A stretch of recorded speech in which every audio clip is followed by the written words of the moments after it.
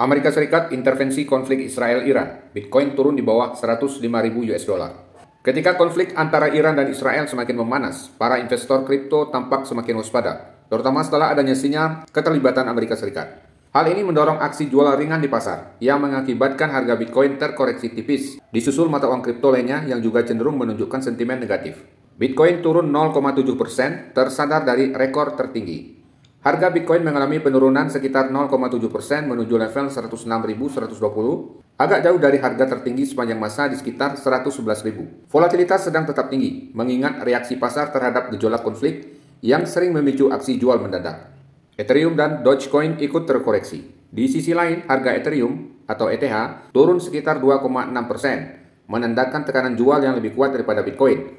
Penurunan ini juga berkaitan dengan meningkatnya kekhawatiran geopolitik. Jika sentimen konflik terus berlanjut, analis memperkirakan Ethereum bisa menguji ulang level support di kisaran 2.400 sampai 2.500 US dollar. Sementara itu, Dogecoin atau Doge mencatat penurunan sekitar 1,7% saat para investor memilih untuk keluar dari aset berisiko. Posisi long di pasar Dogecoin sempat banyak dialihkan ke short, mencerminkan tekanan bearish yang lebih kuat. Pengaruh Amerika Serikat dalam konflik, sinyal pengingat dari investor. Kekhawatiran global meningkat setelah muncul sinyal bahwa Amerika Serikat mungkin ikut turun tangan. Salah satunya dari komentar Presiden Trump di saat itu di G7 mengenai potensi inisiatif perdamaian. Krisis geopolitik tradisional seringkali mendorong investor untuk keluar dari aset berisiko seperti kripto dan beralih ke instrumen safer asset seperti emas yang justru mencatat kenaikan sebesar 1,1%. Likuidasi dan sentimen pasar. Data menunjukkan likuidasi pasar kripto mencapai lebih dari 218 juta US dollar. Dengan 161 juta US dollar berasal dari posisi long, menunjukkan aksi jual besar oleh investor sperial. Sebaliknya, ada potensi likuidasi short hingga 250 juta US dollar jika Bitcoin kembali naik ke 107.000 US dollar.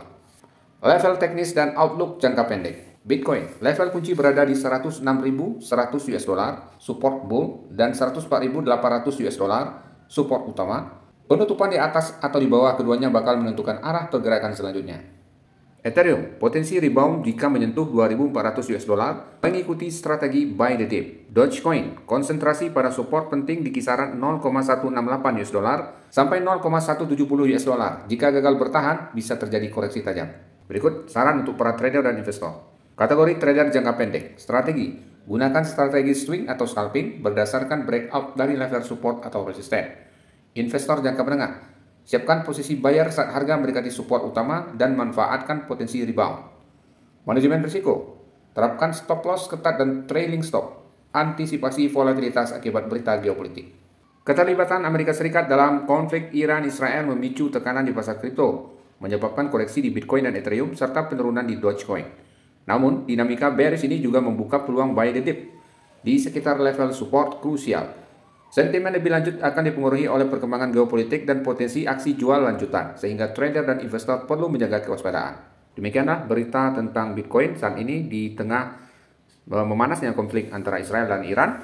Bitcoin dan kripto pada umumnya mengalami penurunan, tapi tidak cukup signifikan.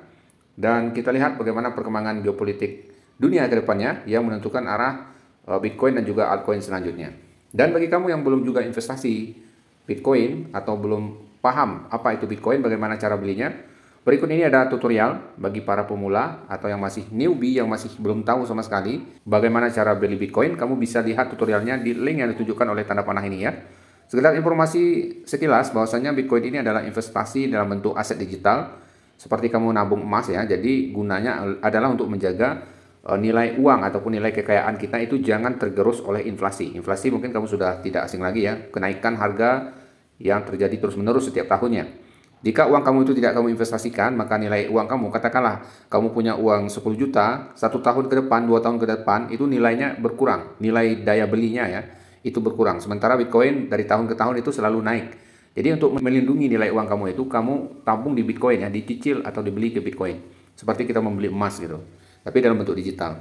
Bagi kamu yang belum paham caranya, ini tutorialnya ya, di link yang ditunjukkan oleh tanda panah tadi. Atau nanti kamu lihat aja di deskripsi, di situ ada link cara beli Bitcoin, link tutorial cara beli Bitcoin. Jangan sampai kamu nggak punya Bitcoin sama sekali. Oke, kalau ada pertanyaan silahkan ditinggalkan di kolom komentar. Sampai jumpa di update dan video selanjutnya. Jangan lupa di subscribe. That is your chance to be Hey kid, don't ever let them get inside your head. They'll tell you what to do in life instead.